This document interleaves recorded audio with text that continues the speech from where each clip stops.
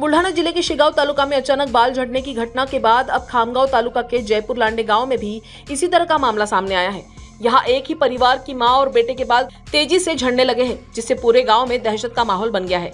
इस घटना की खबर मिलते ही तालुका स्वास्थ्य विभाग की टीम तुरंत मौके पर पहुंची।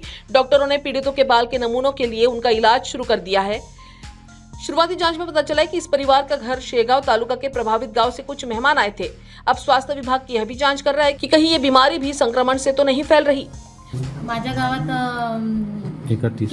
केस गळतीचा प्रकार उघडकीस आला आहे आणि त्यामुळे गावातील वातावरण भीतीचं झालेलं आहे आणि माझी ही इच्छा आहे की सरकारने किंवा जे प्रशासकांनी याच्याकडे दक्षता करावी आणि त्यांनी त्याबद्दल योग्य ती माहिती करून आमच्या गावातील ही भीतीचं वातावरण बंद करावं।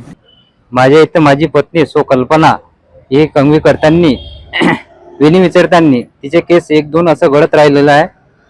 तरी आम्ही हात लावून बघितला तर ते सतत केसाच्या लाटा निघत आहे। तरी आमच्या मनात भीतीचं वातावरण निर्माण झालेलं आहे। आमच्याच बाजूला शेगाव तालुक्यातील काही दिवस अगोदर हाच विषय घडलेला आहे।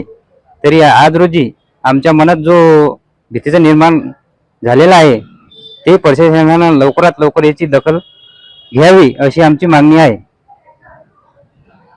इसी beach Indian council of medical research ICMR की प्रारंभिक रिपोर्ट में यह संकेत मिला है कि राशन में मिलने वाले अनाज के कारण ये समस्या हो सकती है। हालांकि इस रहस्यमय बीमारी की असली वजह अब तक साफ नहीं हो पाई है, जिससे लोगों में डर का माहौल बढ़ता जा रहा है।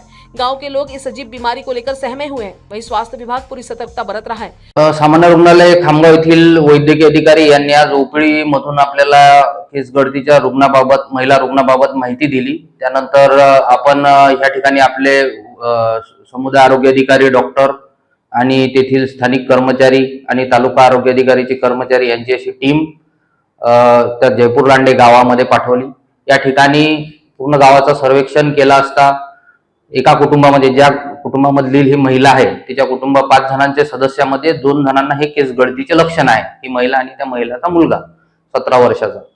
तर त्यांची जे केस गळतीच्या लक्षणानुसार आपण त्यांचा सर्वे केला आणि सर्वेनुसार त्यांचा औषधोपचार केलेला आहे।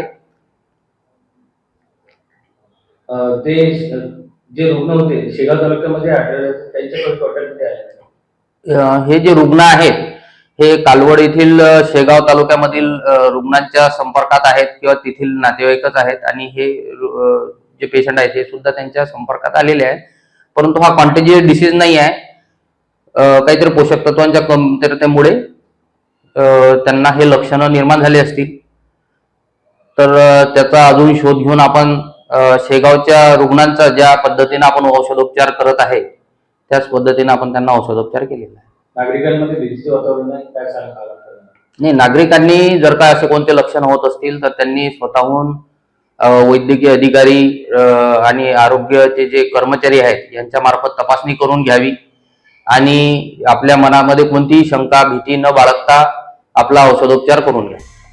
प्रशासन का कहना है कि घबराने की जरूरत नहीं, मामले की गहराई से जांच की जा रही है। क्या यह कोई नई बीमारी है? क्या ये राशन का अनाज ही बाल झड़ने की वजह है? इस रहस्य से पर्दा कब उठेगा ये देखना होगा। बुल्ढाना से न्यूज फर्स्ट के लिए वरिष्ठ संवाददाता वसीम शेख अनवर की रिपोर्ट।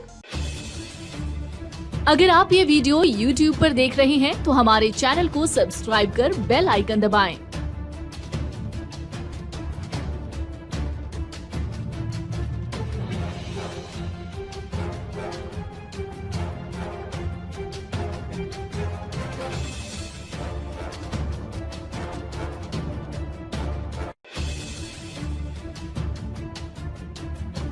और फेसबुक पर देख रहे हैं तो हमारे पेज को लाइक करें।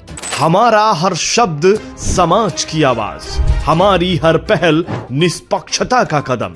आपकी हर समस्या में आपसे पहले दिखेंगे हम हैं न्यूज फर्स्ट। ईश्वर का सच, हमारा साहस और आपका विश्वास।